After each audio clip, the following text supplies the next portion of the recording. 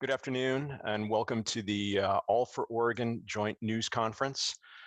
As many of you may remember, All4Oregon was created by the 4 regional healthcare systems, Kaiser Permanente Northwest, Legacy Health, Oregon Health and Science University, and Providence Health and Services to open the COVID-19 mass vaccination site at the Oregon Convention Center. Today, we've got a lineup of medical experts to talk about the current situation we have. We'll be talking about the Delta variant, hospital capacity, our experiences that we're seeing in our emergency rooms and our ICUs. We're going to talk about staffing and our employees. We're going to talk about how you can help. We're going to allow reporters to raise their hand and ask questions at the end. I would ask when that time comes that you unmute yourself, provide your name, your news organization, and ask your question. If it's directed to a particular person, please indicate who you want the question to go to. Now, let's start off by starting with Dr. Seth Podolsky, the Chief Medical Officer for Legacy Health. Well, thank you for making time to be here with us today. My name is Dr. Seth Podolsky, and I'm the Chief Medical Officer for Legacy Health. I'm joined by my esteemed colleagues, Dr. Mary Giswald from Kaiser Permanente, Dr. Renee Edwards from OHSU, and Debbie Sanchez and Levi Cole from Providence Health. We've gathered today to share a collective sense of urgency around the unprecedented spread of the Delta variant. As the major health systems in Greater Portland, we again join forces as All4Oregon, and we plead with you and our communities to understand that Delta is different. It's creating a health crisis around our state. Current surge overwhelms our health systems, it exhausts our caregivers, and it puts everyone's health at risk.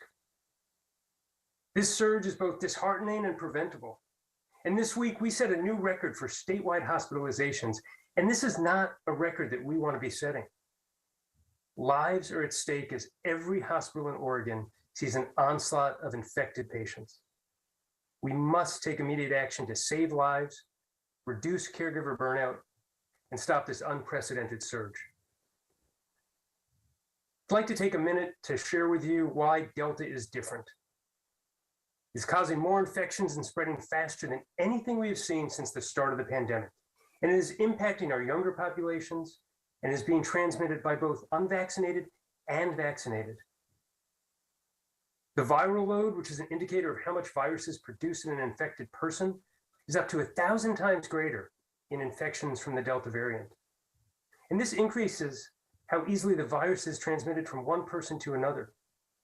So when this terrible global pandemic began, an infected person with COVID-19 spread it to 1 or 2 people. With Delta, it's 5 to 8 people. So just when we started to feel that life was returning to normal, we feel the impact of a highly transmissible variant, and it is wreaking havoc in states across the country, and our own Oregon is being hit particularly hard. This week, infection rates in part of our state are higher than most communities across our great nation. And so as medical professionals, we are beyond concerned. We're seeing more people in public places and gathering in larger numbers.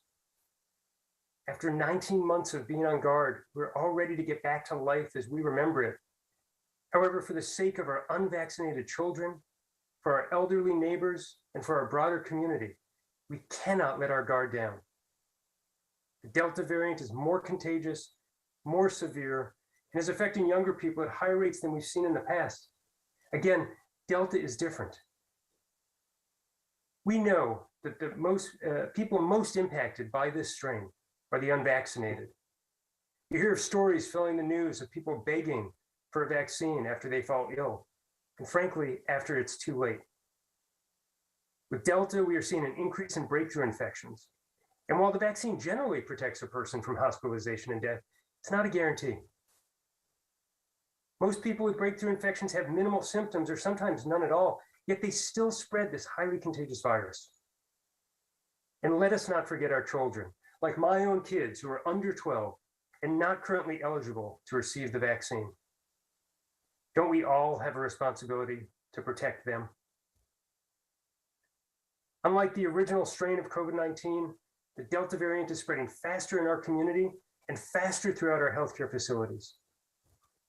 As an emergency medicine physician, it is heart-wrenching to see our emergency departments literally overflowing with patients. Hospitals are running out of capacity to care for the sickest patients and at a time when they need us most. We have the power to stop the spread of the Delta variant by taking simple preventive measures. And the best protection comes from being fully vaccinated, wearing our masks appropriately, physical distancing, and regular hand washing. Get the jab, mask up, space out, and wash well.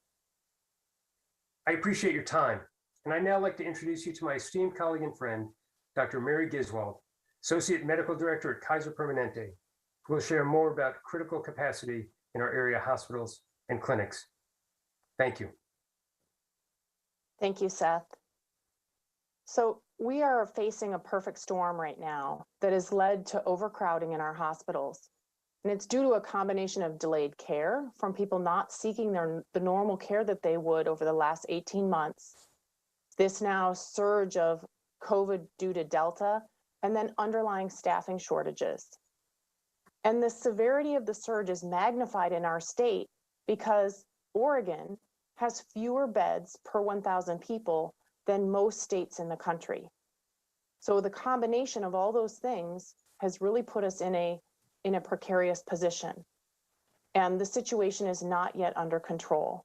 We have very high demand, and we do not have excess hospital beds at baseline to absorb this rising volume. We right now have more people with COVID-19 that are critically ill in our hospitals than ever before in this pandemic. At the height of the surge last winter in November, we had 622 Oregonians in the hospital. Today, we have over 1,000 people in the hospital in the state of Oregon for COVID-19. And that's more than the day before. And there are 283 people in ICU beds, which is 30 more than the day before that.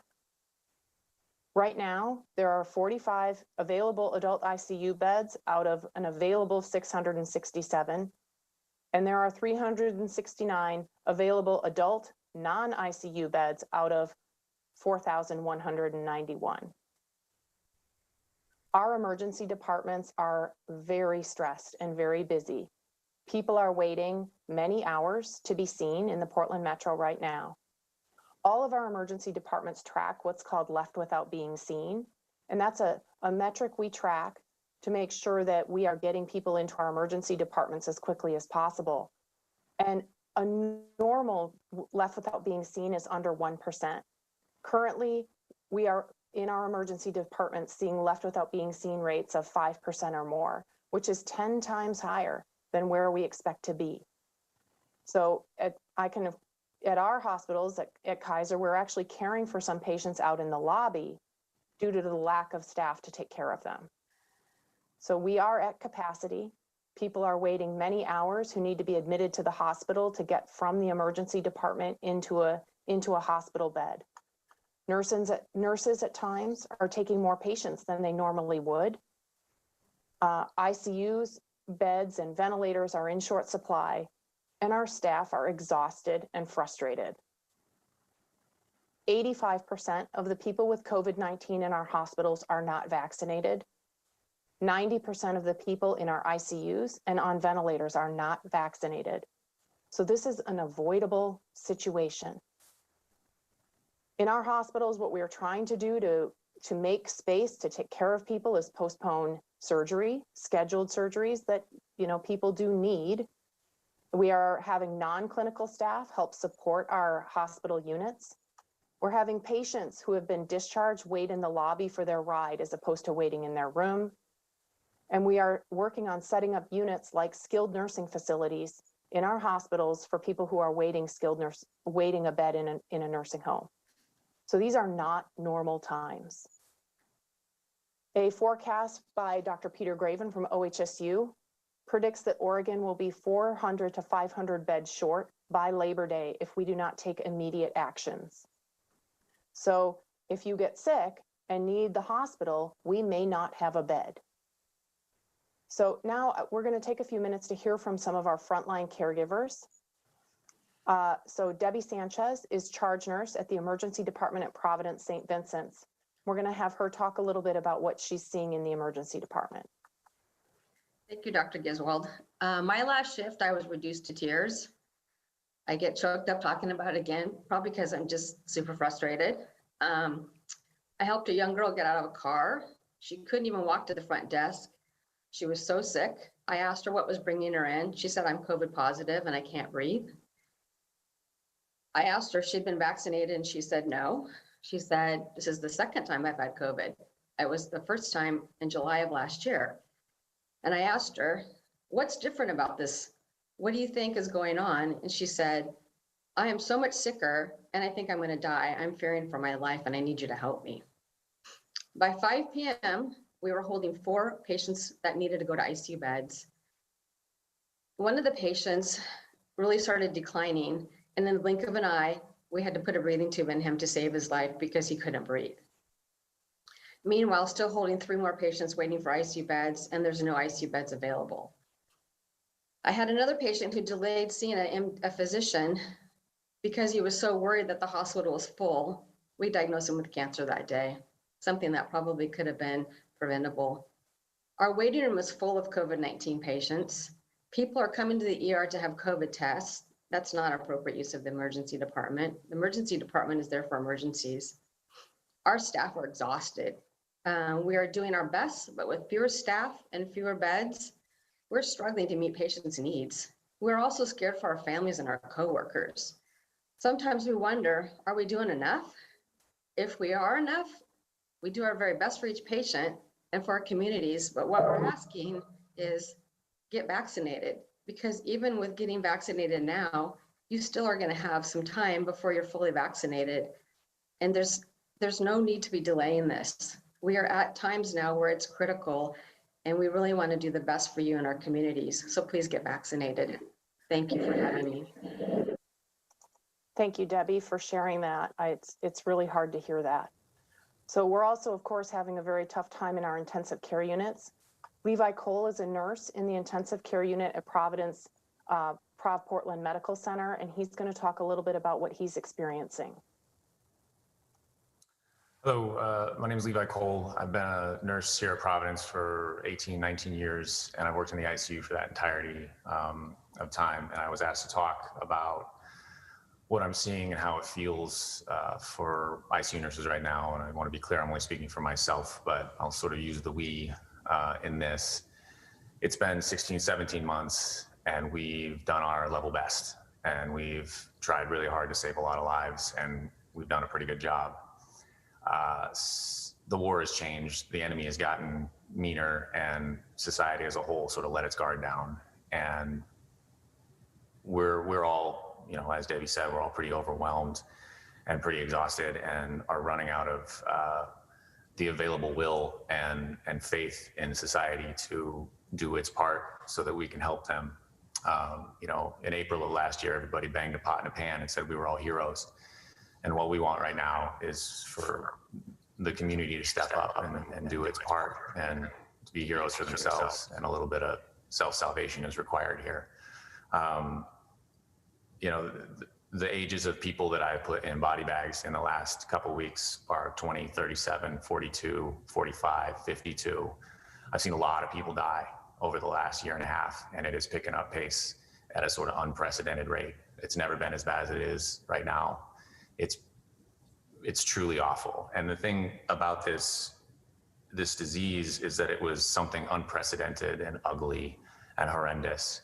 And then we had a chance to change it, and a vaccine came out, and from that point forward, it was like you flipped a switch. Everybody that came into our unit, everybody that was paralyzed and prone on their chest, breathing tubes in, the whole thing, trying to save their life to keep them from ending up on an ECMO machine, they were all an unavoidable situation. We couldn't do anything about it, and this pandemic became something entirely other. It became senseless, tragic, and stupid, because none of this has to happen, and this is completely avoidable.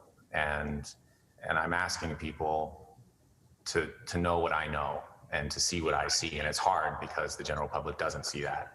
But if you've ever watched somebody drowned by coughing out pillars of blood because they eroded through an artery in their lungs, that's COVID. Watching people die without their family, that's COVID.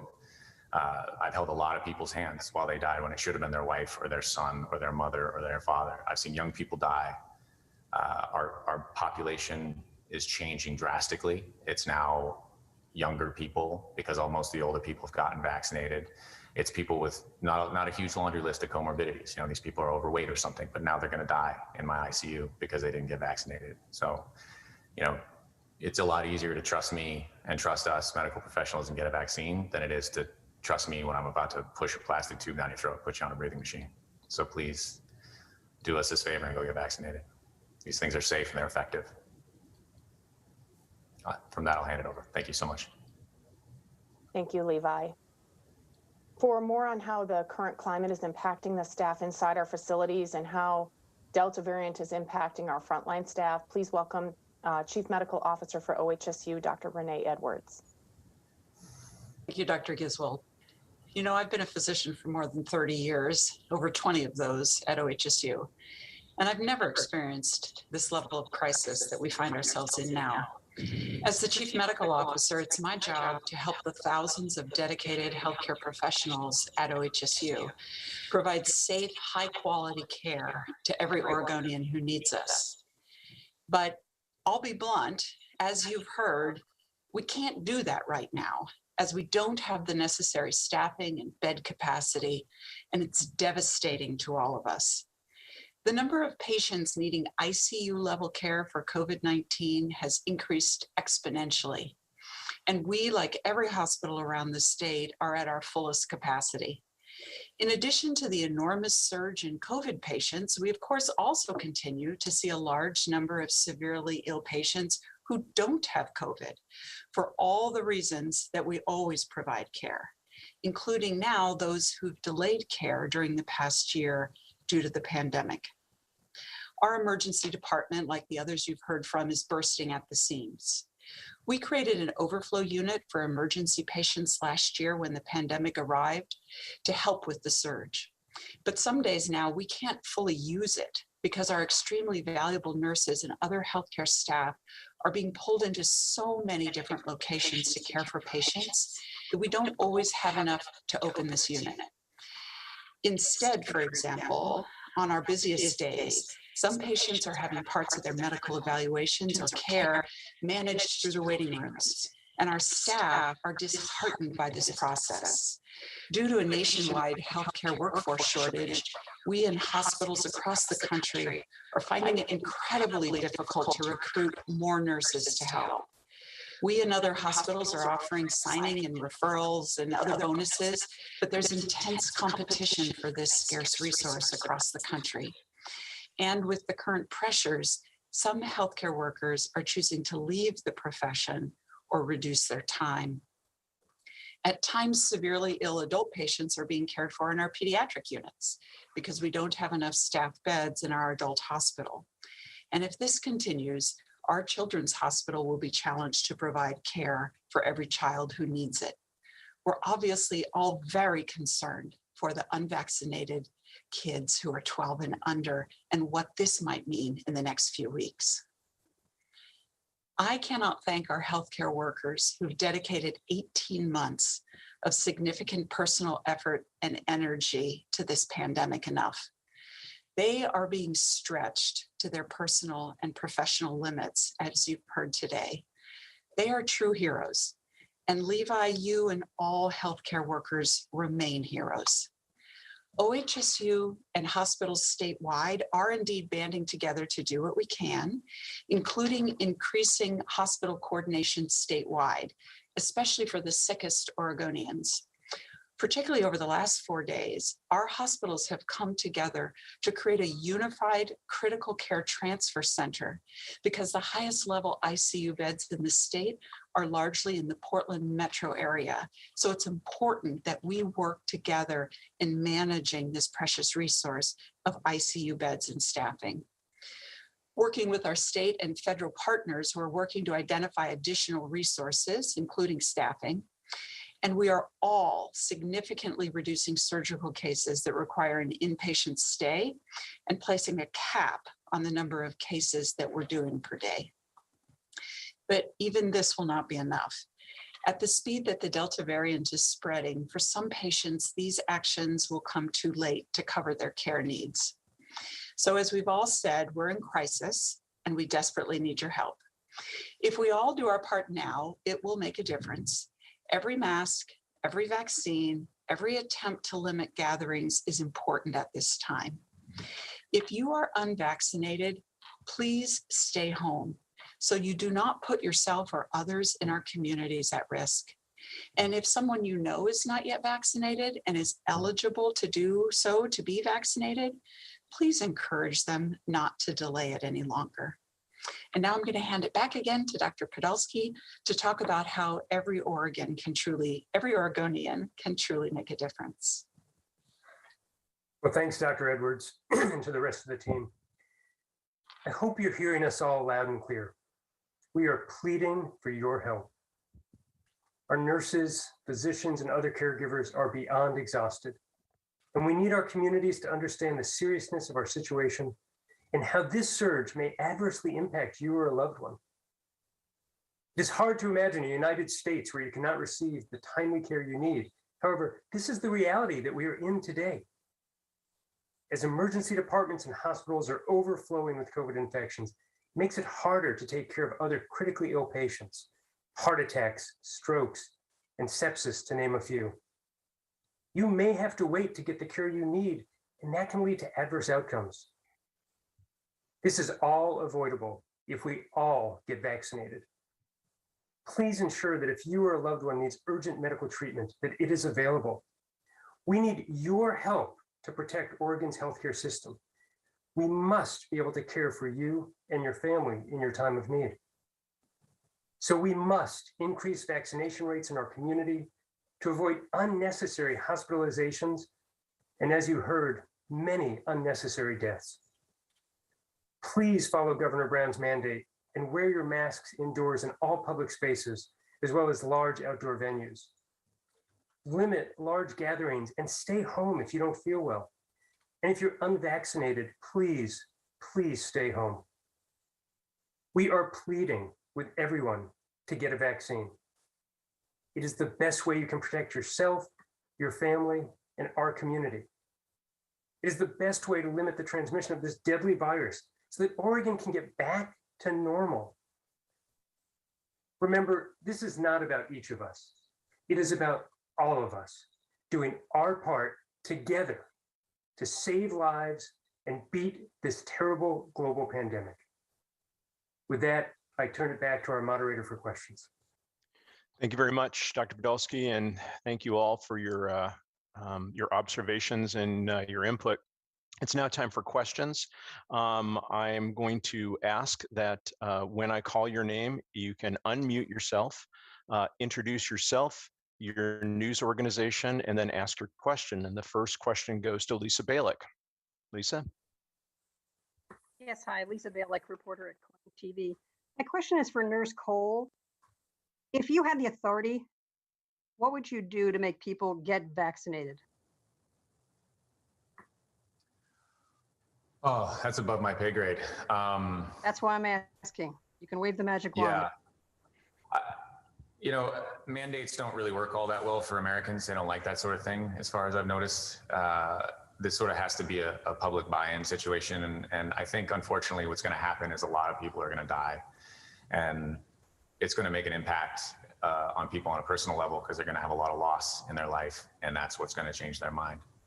I don't think, if Governor Brown mandated vaccines, I'd be overjoyed, but I don't think anything like that's going to happen. And if it did, I think the resistance from it and the political climate right now, it would be almost more of a distraction than a help. But I don't really know how to answer that question. Thank you. Next question, Kelly Azar.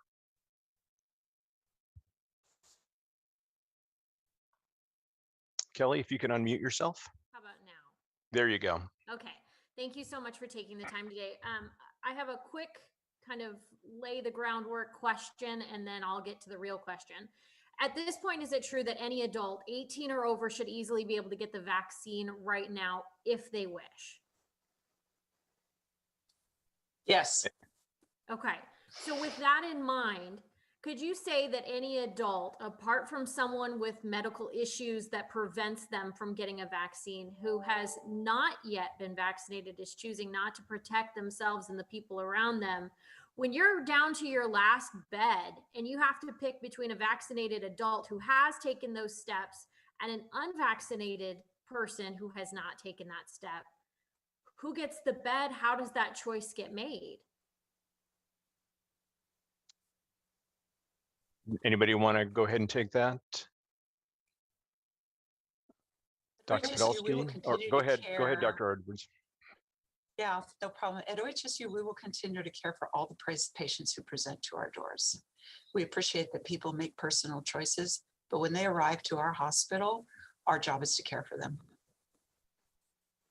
Let me expand for just a moment. I am incredibly proud of all of the systems in the Portland metro area for aligning with one another to take the best care of all of our patients. We've all taken ethical and moral oaths as we've entered the medical field, and we will rise to any occasion to care for those that come before us. If you don't mind me quickly following up, we're talking about the future possibly, and OHSU, I can't remember the doctor's name at this point, but he's saying by Labor Day, we could be missing 500 beds that we need. So at a certain point there, if this continues down the path that we're seeing, there is going to be tough choices. If we get inundated with people all at once and you don't have the beds for them, what in the world do you do? So we are all well trained for this. Every single health system has trained for mass casualty incidents and has a specific way of conducting business in those situations where the numbers of patients may overweigh some of the things that we have available to care for them.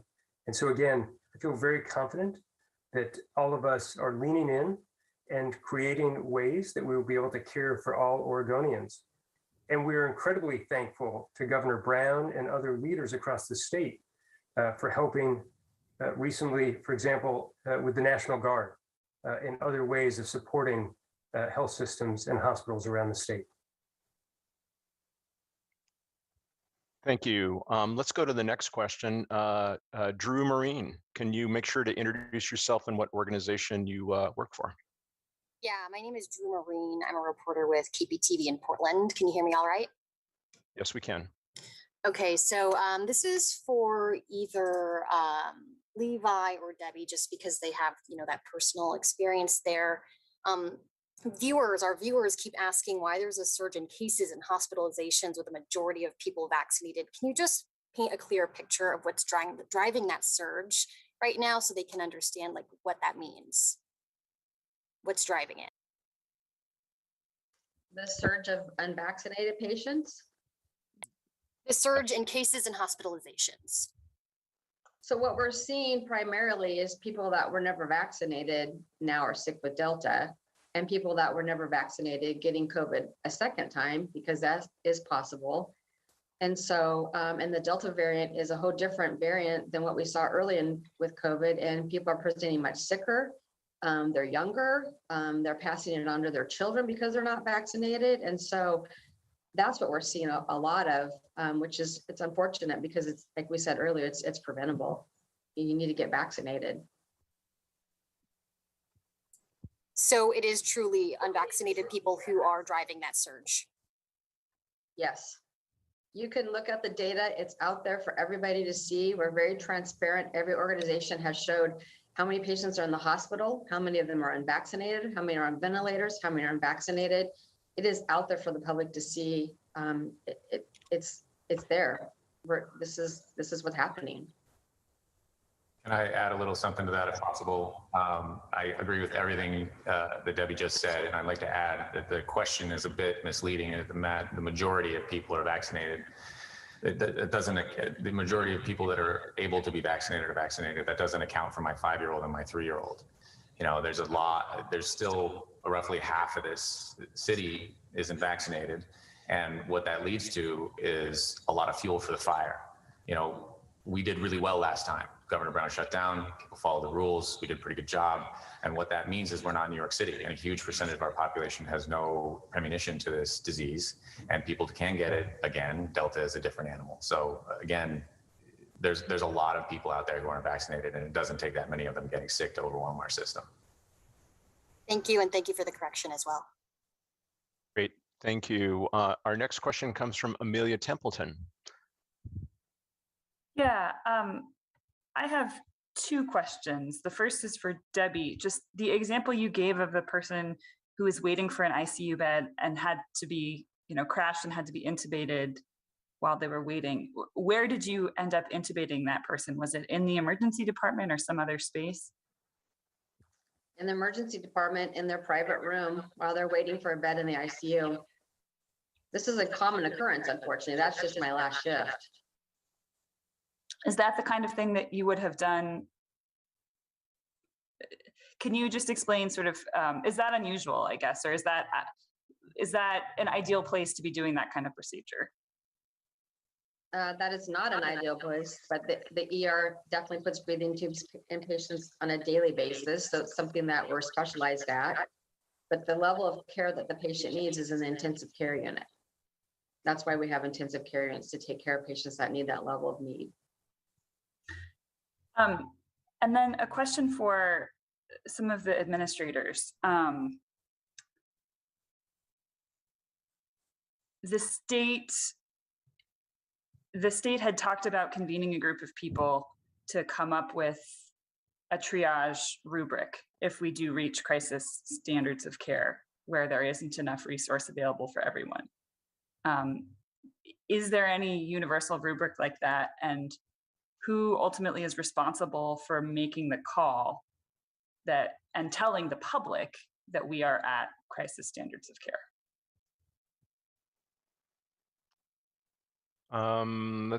Dr. Giswold, do you want to try that? Sure. I thought I'd call on somebody. You can all jump in if you want to. There is a group with representatives from all of our health systems who are meeting and working through, these types of developing rubric, algorithm, et cetera, for how we would manage in an aligned manner in the event we enter crisis standard of care. So we are having those conversations and trying to work on this together so that decisions, if we, God forbid, get in that situation, the decisions being made at Kaiser Permanente are aligned with what's being decided at Providence, Legacy, OHSU.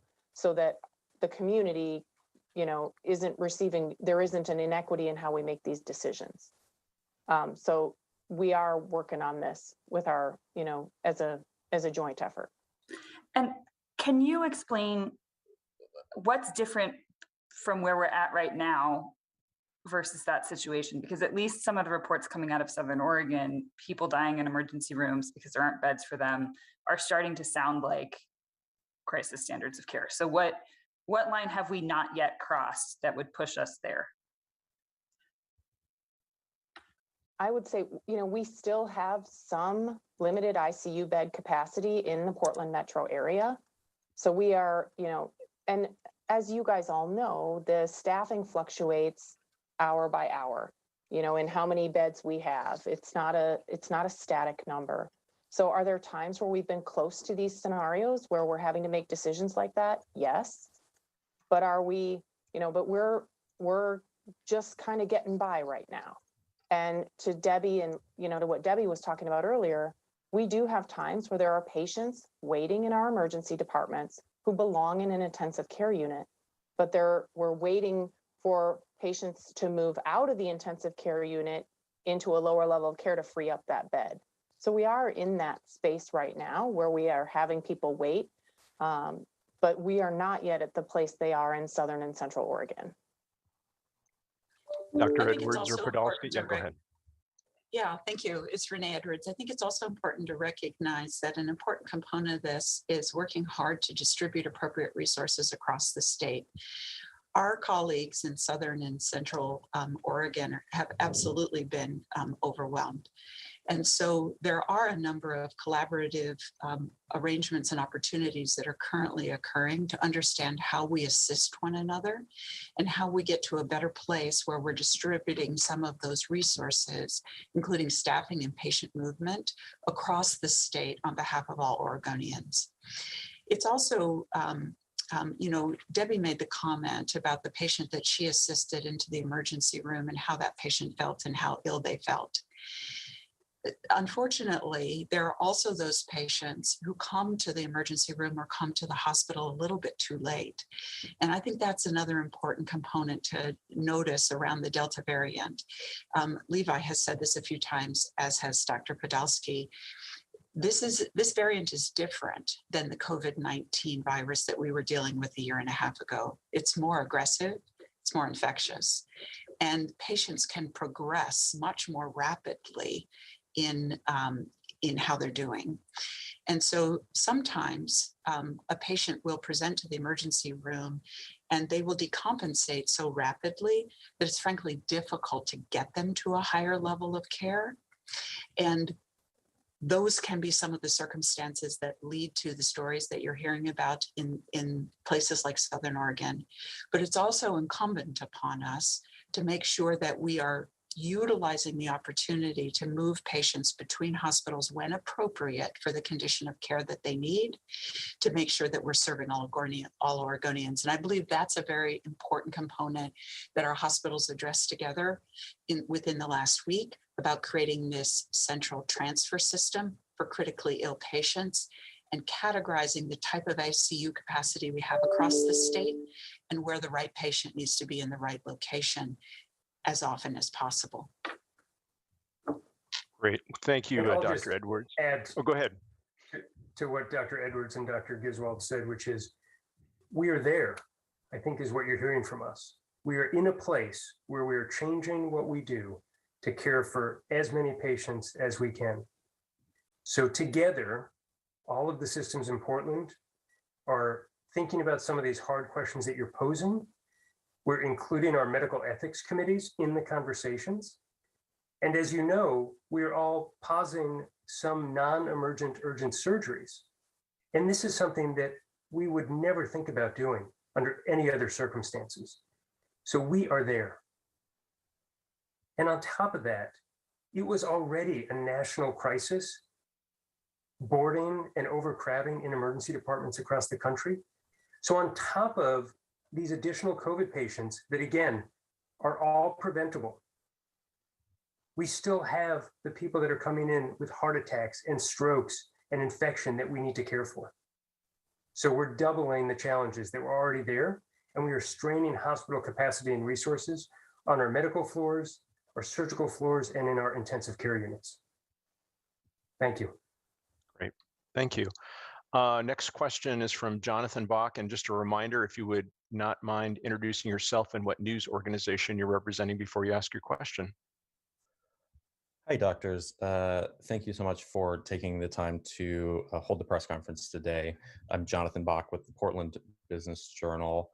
I want to pivot to the August 19th statement from the Oregon Nurses Association on the new mandatory COVID-19 vaccination. The ONA acknowledged that vaccine is the most important tool for protecting patients, families, their members.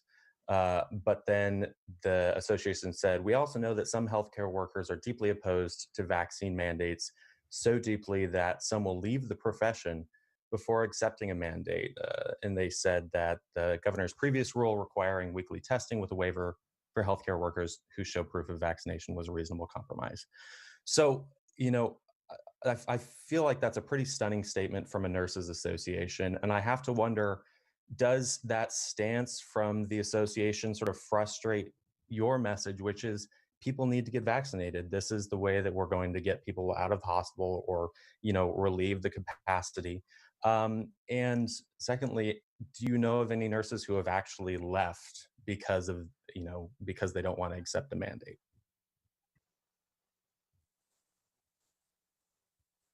So like all other vaccines that are required of healthcare workers, measles, mumps, rubella, hepatitis, this is one more and essential to protect one another and to protect our patients.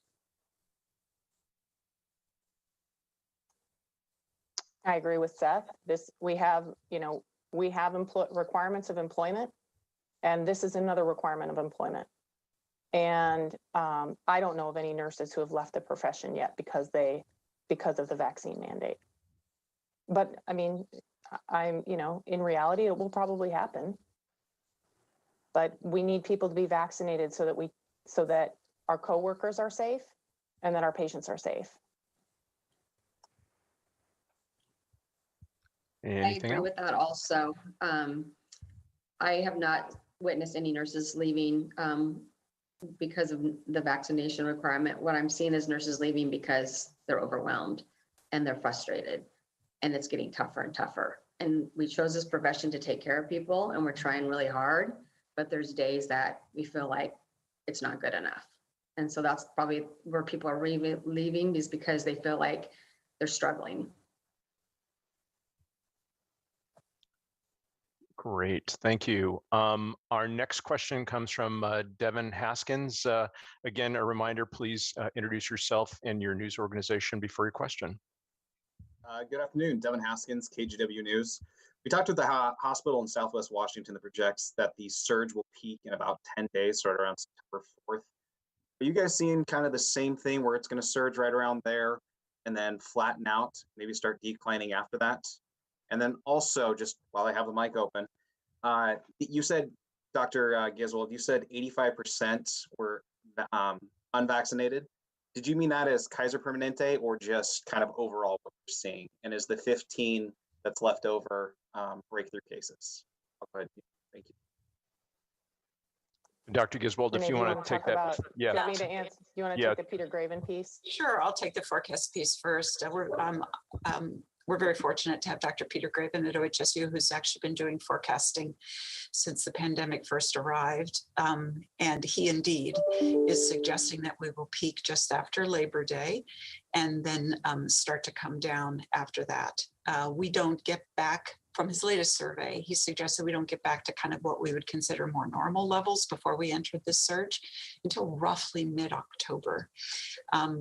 And I think that we're all waiting to see. We're hoping that the predictions of no more than a week from now are true, but it's entirely dependent upon the choices that folks make right now about continuing to engage in those safe behaviors around wearing their mask, avoiding congregating in large settings, washing your hands, and if you're not yet vaccinated, getting vaccinated. And I want to be clear that I, like all of us here, fully recognize that you're not going to gain full immunity from a vaccine series in time to impact this surge, but we still need for you to get vaccinated because this is likely not to be the last surge that we encounter. And you start gaining some immunity even after your first shot. So if you've not yet gotten vaccinated, please do so. Thank you. Mary, you want to take the rest of that? Yeah, you bet. So the 85% is from Kaiser Permanente patients. It also aligns with OHSU and Providence, who have been publicly sharing their data, that 85% right now of patients hospitalized with COVID-19 are not vaccinated, and 90% of the patients in the ICU and on the ventilators are not vaccinated. And I haven't seen Legacy's data, but Prov, OHSU, and KP are all very similar. And Legacy aligns well, Mary. 97% of those in the ICU and on ventilators are unvaccinated. Yeah. Preventable hospitalizations. Right. And most of the people who are vaccinated, who are in the hospital, is because they otherwise fall into some category of being in an immunocompromised state. So it's not the average vaccinated person who ends up hospitalized. Indeed, we know that vaccines remain 95% effective against severe disease and death. So those folks who are vaccinated, hospitalized, are more likely to also have significant conditions that may make them relatively or fully immunocompromised. Great, thank you very much. Next question comes from Gary Warner. Gary? You're on mute, Yeah. make sure to. Yeah, there we go. This is for Dr. Edwards. We're all waiting for the OHSU forecast to come out later today. Do you know if anything major has changed at the look at, you've already kind of mentioned it, around September 3rd or so for the hospitalizations to peak? Do you have any information about infections? Because basically it goes infections, hospitalizations, and then deaths. And if you could talk a little bit about, just because it's coming back down, that doesn't mean it just stops. Like all of a sudden we're at zero, that we've got a long way to drop back down. And then the other thing, you mentioned that this is probably not the last surge we will encounter. What makes you say that? Yeah, well, I'm checking my email box right now while we're chatting, Gary, and I don't have a scoop to give you. I haven't gotten Peter's forecast yet in advance, so I'm anticipating it's probably going to look pretty similar to as it has all along. I've not yet heard him suggesting a major revision to where he has been for the last few weeks. And you clearly are somebody who follows Dr. Graven's forecasts, and so looking at his forecast, you're 100% right. Kind of the downward peak kind of looks, or the downward angle kind of looks exactly the same as the upward angle on his forecast. And so, as I noted before, I think we're not getting back down to more normal level kind of COVID hospitalized bed numbers until the beginning of October. The reason I made the comment about there'll be another variant is that's what viruses do. Viruses are constantly changing and mutating and looking for their best opportunity to spread. That's what they do. And they particularly do so among obviously unvaccinated populations, because folks who are vaccinated have more opportunity to obviously slow that viral growth and not provide an opportunity for the virus to mutate. So the other goal in getting folks vaccinated is to reduce the number of people who essentially create an opportunity for the virus to spread and mutate over time. We know that, and that's also why it's so important to get vaccinated, not just in the United States, but worldwide. There are large percentages of the population around the world that have not yet even had the opportunity to be vaccinated. And the risk is, of course, that because we're such a global economy and world and place now, that any place where there's large numbers of unvaccinated people create an environment where the virus can mutate and then bring those mutations into other communities, just as we've been experiencing all along between, the British and the Brazilian and the Indian, and we don't name them by countries anymore, which I'm grateful for, but we know all the places that we've heard of variants coming from.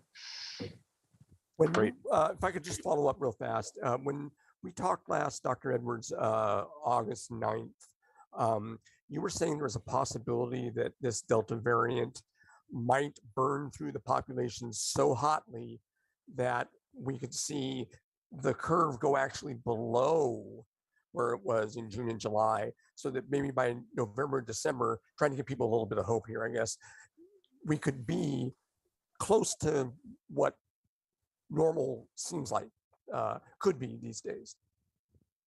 Do you still? Yeah, you're referencing. Yeah, you're referencing a comment that Dr. Graven made, and this also goes a little bit to the earlier question about how many people are available to become infected. Dr. Graven created something that he called the immunity index, which is essentially looking at, if you look at the number of people who are vaccinated, plus the number of people who have previously been infected, that kind of shows us a little bit about the total number of people who are currently immune. Although I want to really comment on Debbie's mention of the patient that had been ill last July and then got COVID again, because variants can create a difference in what the immunity level looks like when you've been infected as opposed to vaccinated.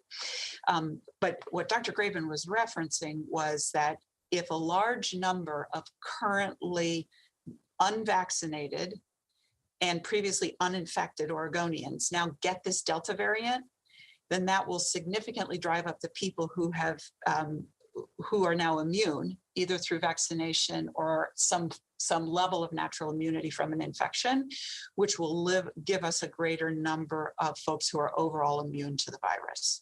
And so that's what he was referencing there, is that this variant is so infectious that if a lot of, the exact comment he made was that we are getting to herd immunity, but through mass infection, which is not the way we want to get there, because too many people get sick, too many people die, and it overwhelms our healthcare system. Great, thank you. Last final questions. We'll go with Catherine Hanna. Catherine, if you could introduce yourself and the news organization you represent. Make sure to take yourself off mute.